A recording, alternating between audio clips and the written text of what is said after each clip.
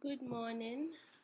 My name is Adiata Boris Aseni, and welcome back to my second lecture, Information Systems and Strategy. So today we are going to look at information systems and strategy. By the end of this lecture, we should be able to describe the Porter's 5 competitive forces that shape the industry, and we should be able to explain how disruptive innovations, government policies, and other factors affect how competitive forces operate. And also, we should be able to identify the components of the value chain and describe how information systems apply to competitive strategies for business. And also, we'll look at how information systems apply to strategy for non-profit organizations and government. We also look at how information systems are deployed to run, grow, and transform businesses. So moving on to the introduction, my first question is going to be, how many of you have used mobile money to make payments this week? Mobile money in the context of Ghana. And how many have used cash? You see how digital payment systems are transforming businesses even here in Ghana. Mobile money, MTN mobile money, Vodafone cash, they've all changed how we think about banking lately, haven't they? So, moving on to strategies in IS. Strategies rely on IS. The strategies company use to win customers and make profit, they grow and rely on application of information systems to business areas such as marketing, human resource, manufacturing, supply chain management. IS related strategies can completely transform companies and industries.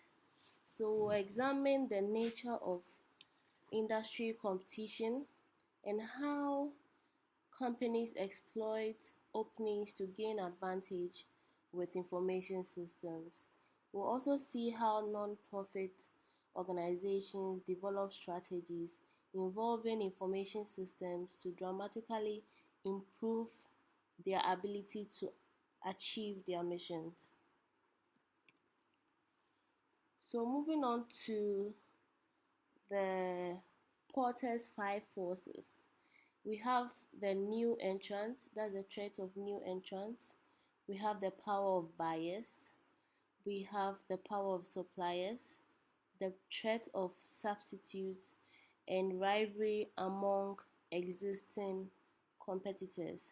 Now we'll discuss each of these forces into detail. Let's take a local example when it comes under the threat of new entrants. Think about MTN Momo, how MTN mobile money entered the payment space in Ghana. They are competing against established banks, but by offering a simple way to pay school fees and utility bills online. So they've kept out of their own market by doing so. Or also look at other examples like Express Pay, how they entered the payment space in Ghana too.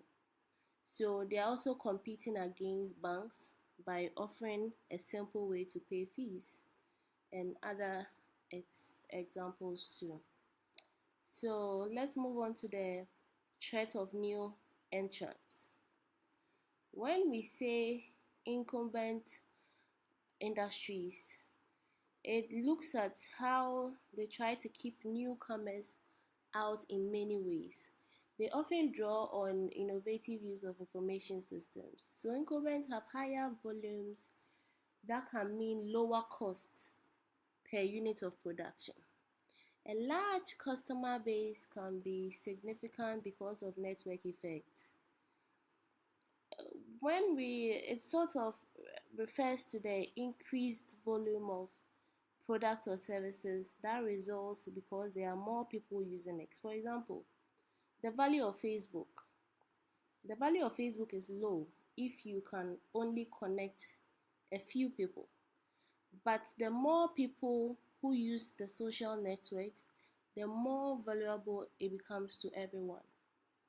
So incumbent and diverse strategies to raise switching costs, which are the cost customers incur when they change suppliers.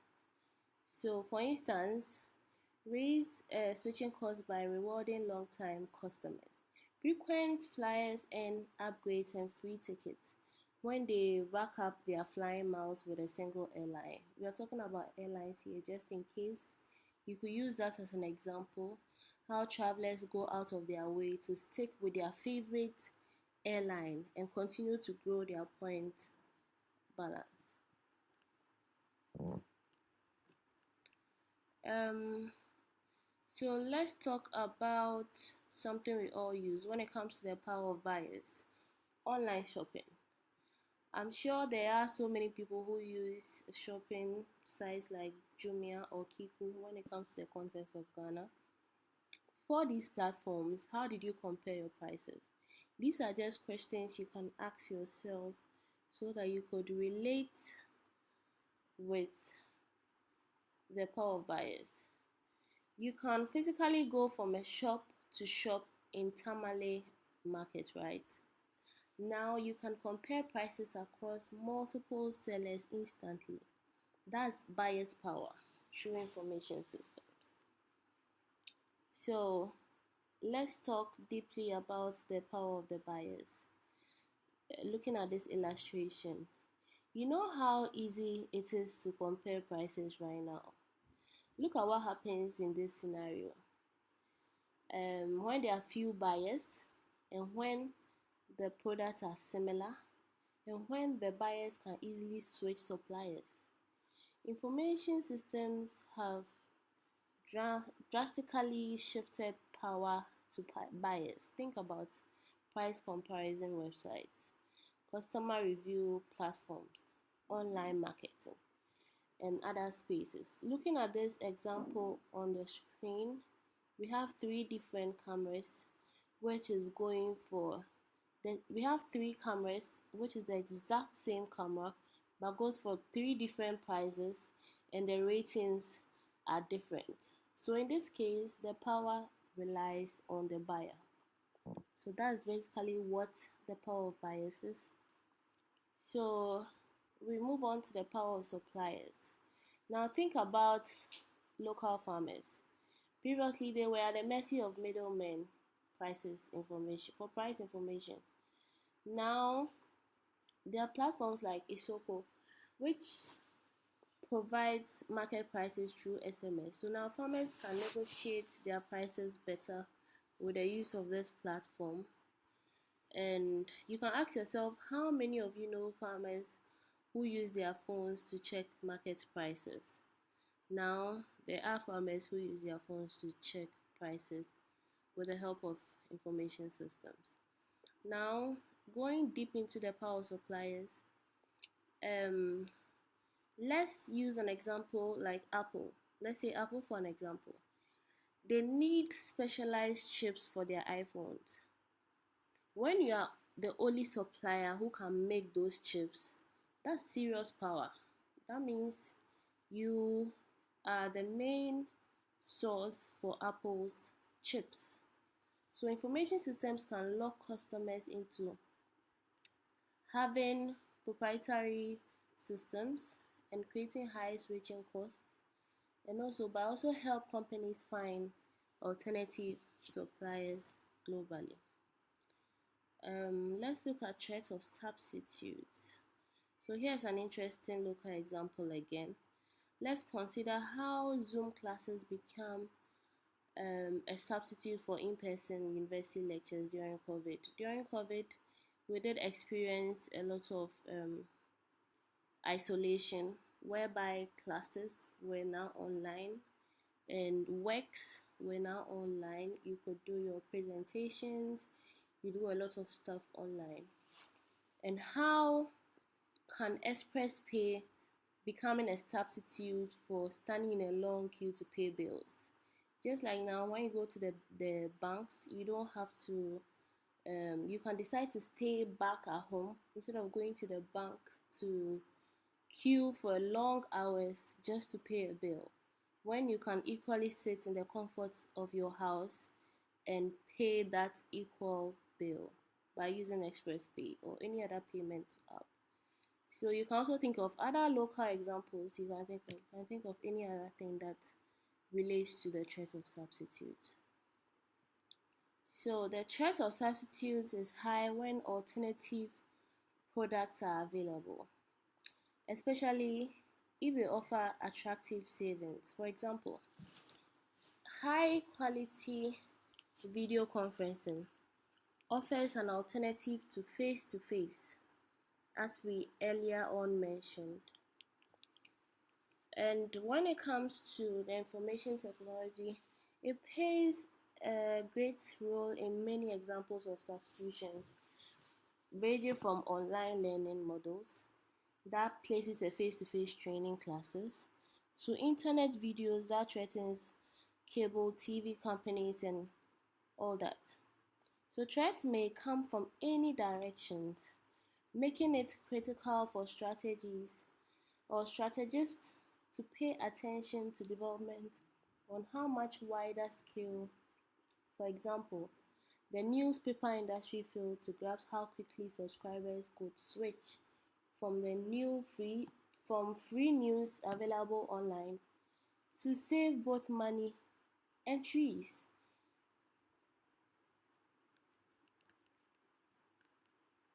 Um, let's take another look between our local ride-hailing services like Bolt, Uber, or Yango. How do they compete? Through their apps, right? Their price surging during the peak hours, drivers' incentives, customer rating, all these are managed through information systems. And moving on to the rivalry among competitors. Finally, let's talk about rivalry among competitors. This is where information system can be a game changer. So consider real-time pricing systems, consider customer relationship management, consider supply chain optimization. And let me give you a current example. Look at how Uber and Bolt compete. They are constantly adjusting prices irrespective of their customer, which involves their customer incentives and consumer or customer promotions using sophisticated algorithms. So moving on to their um, discounts they give their customers, and also the discounts they give their drivers also. So the external factors. With the external factors, we have disruptive innovations, we have the government policies, we have complementary products and services, and we have the environmental events. Now we're going to dive deep into this. When we say disruptive innovation, it's a new product or service which mostly often springing from technological advances that has the potential to reshape an industry. For example, companies began offering digital cameras that needed no film in the 1990s, which transformed the industry within few years. Now, a disruptive innovation brings a radical and an unexpected breakthrough and now replaces these products, but then it rapidly even overtakes the markets at the end of everything. Companies that cling to older models may eventually be out of business.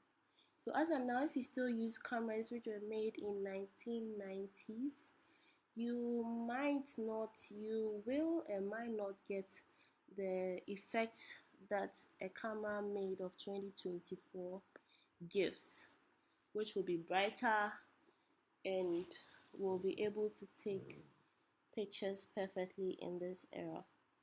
So when it comes to disruptive innovations, this is an example we could easily use to remember. And also, in creative distractions, newcomers find ways to capitalize on new technologies, while many incumbents resist change and seek ways to protect their old business models. The music industry may also, in this example, may be the poster or the poster child for creative distractions.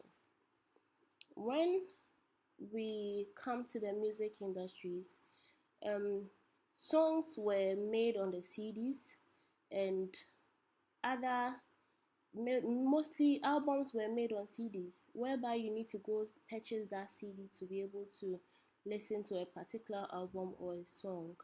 But now all these have changed and has migrated in streamlining services such as Amazon Music, Spotify, Apple Music. You could easily streamline all this music online now through information systems.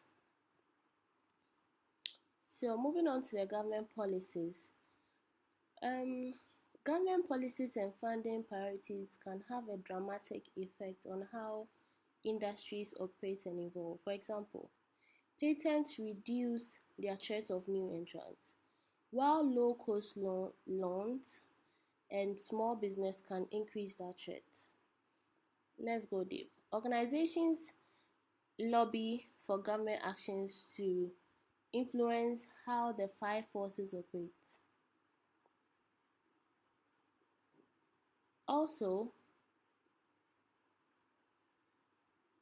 Also, judges and courts affect industry structure. Moving on to the complementary services, many industries are interrelated, and event is one that can influence the structure and profitably in another. For example, desktop publishing. So desktop publishing software makes computers more useful to small businesses that save money by developing their menus, their signs, their brochures in the house, and which turns out to benefit manufacturers of business computers, the printers, and specifically the paper. So companies are embedded in ecosystem. When it comes to this, an economic community that includes the related industry making complementary products and services, the competitors themselves, the suppliers, and also the customers or the consumers. Particularly in disruptive innovation, which is rippled through the whole community, affecting all players and the five forces for industry involved. Some of the most powerful strategic moves come from visionaries who pose fundamental changes for all the industries in the ecosystems. And also, for example, let's use Bill Gates. Bill Gates articulated a vision of moving computing away from mainstream onto the desktop. To succeed, there would be a standard operating system for software development and manufacturers to build on and also enrich the ecosystem with a compelling set of products and services.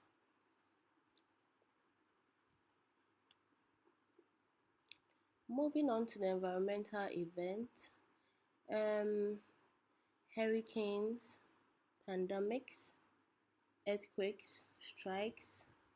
These all can have a major effect on the entire industry, sometimes without much warning, because these are events that can occur without one foreseeing it.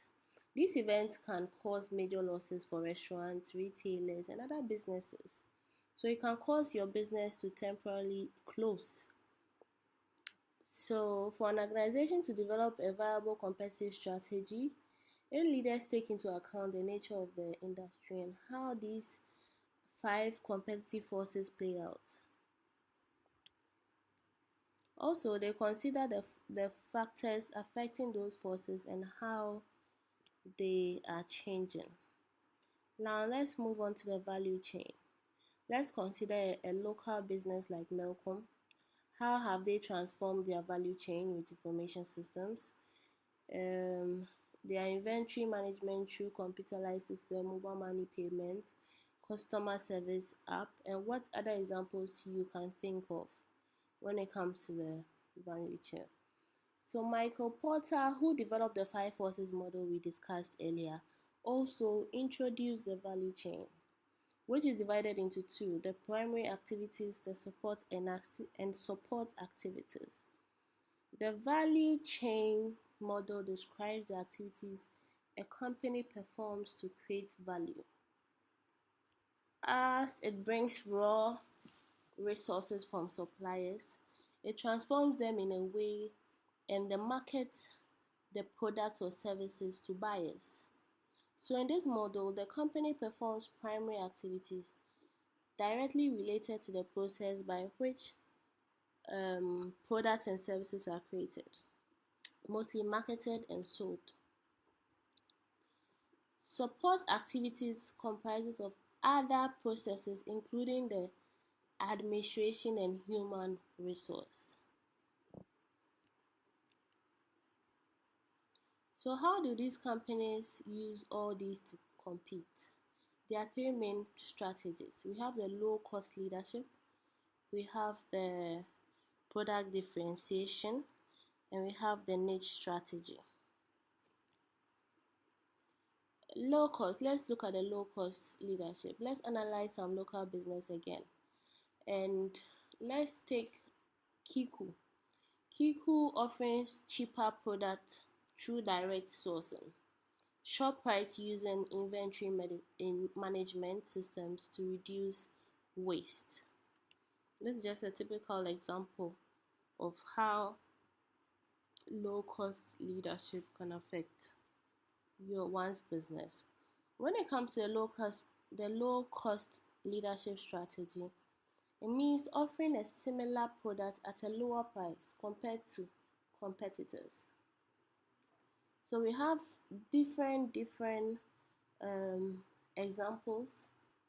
When you look at the western side, we can look at Walmart and Kia Motors. We look at airlines, Livorno. They are all examples of companies that pursue a low cost leadership strategy. To be successful, the company has to cut every gram of fat in the value chain using information systems to automate and streamline processes.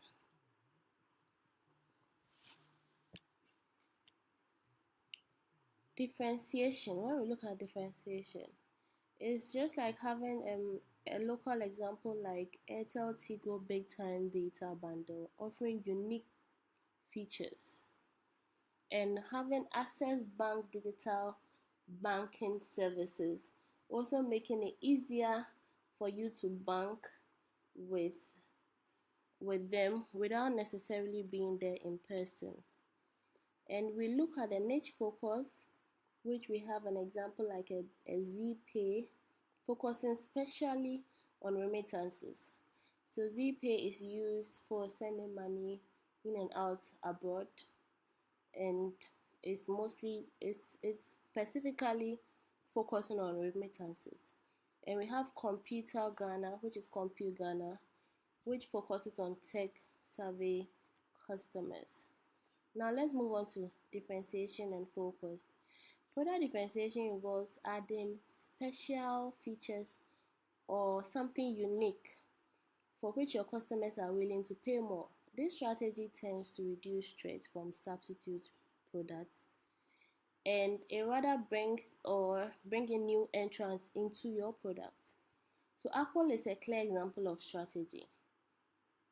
From computers to iPod, iPad, and now iPhone, they keep changing their markets. They keep using something different to catch people to get into their product. So this is just a typical example of what um, a product differentiation is.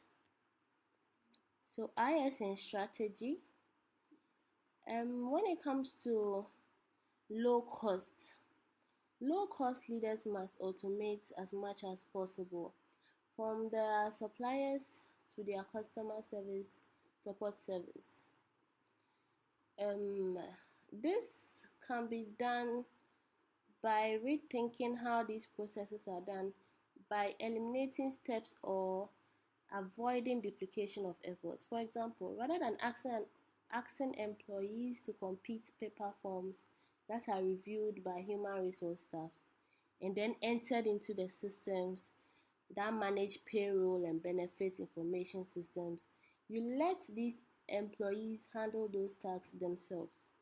Employees can either benefit sections, fill in their tax forms, complete timesheets, update their contact information, register for professional development classes, and track all of these things online. Moving on to the government and non-government, non-profit. Coming down to it, which other local business can you think of using these strategies? Think about Ghana Gov platform for government services, the Ghana card registration systems. Example to another health insurance scheme for digital systems. It's quite easy to now use the health insurance to pay for or to renew your health insurance through digital systems. And moving on to the non-profit, look at how Comfed uses information systems to track girl child education, and how local NGOs use mobile money for field data collection. So this is just an exercise um, you can look at. If you're in a group, you could just group yourself into 10 or 5 and go through this and try to analyze each of this as relating to the competitive forces we've looked at, and also how information systems compete and what strategic advantages they've gained. Now let's look or dive into the non-profit organizations. Um, Although non-profit organizations have no shareholders, they can benefit from strategic use of information systems. Running, growing, and transforming their organizations are all relevant to non-profits, just as they are for the profit world, the profit-making organizations. Information systems play a role key in all this. So, the operational requirements to run non-profits are quite similar to businesses. With information systems used for payroll, accounting, and tax related, and finance, human resource, asset management, and other tasks. Some of these most innovative strategies uses IT come from the non-profit world. Reaching out to their constituencies is vital, and two areas that will benefit from such innovations are fundraising and volunteering management. A major funding source for many non-profits is donations, and specialized IT help manage this critical activity. So let's use this example here. For example, in 4 years, in 4 years, annual online donations for Chicago's YMCA leaped from $450 to $24,000, an increase over 5,000%. Even a small nonprofit can reach out to a wide world audience, making a case for its mission and motivating people to help.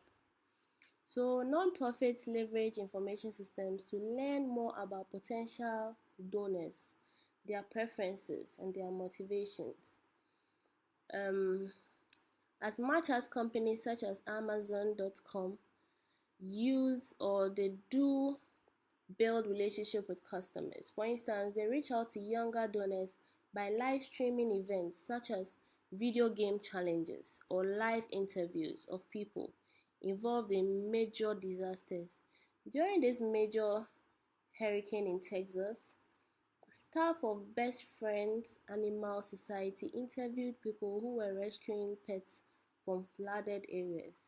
And they live streamed images of dogs, cats, and their shelters, their temporary shelters they got. And they, with that minute's video, they raised over $100,000 to help all these people. So this is just a way of fundraising using IS.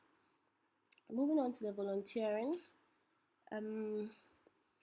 Attracting volunteers and sustaining their attachment to the mission are substantial, and they are essential when it comes to many non-profit. The efforts are similar to those companies use to build customer relationships and develop employee loyalty. For example, Volunteer Match organization. They offer such tools to help people find project underway near their home that match their interest. More than 120,000 nonprofits post their needs on the site, hoping to attract volunteers for needs such as teaching swimming, monitoring children, caring for animals, guiding museum visitors, and helping to build information systems needed by non-profits. And coming down to government, which is unlike the non-profit, government agencies have similar needs for information systems to run businesses, handling the operational requirements that all organizations share. They must manage their payrolls, budget, procurement, assets, and so on.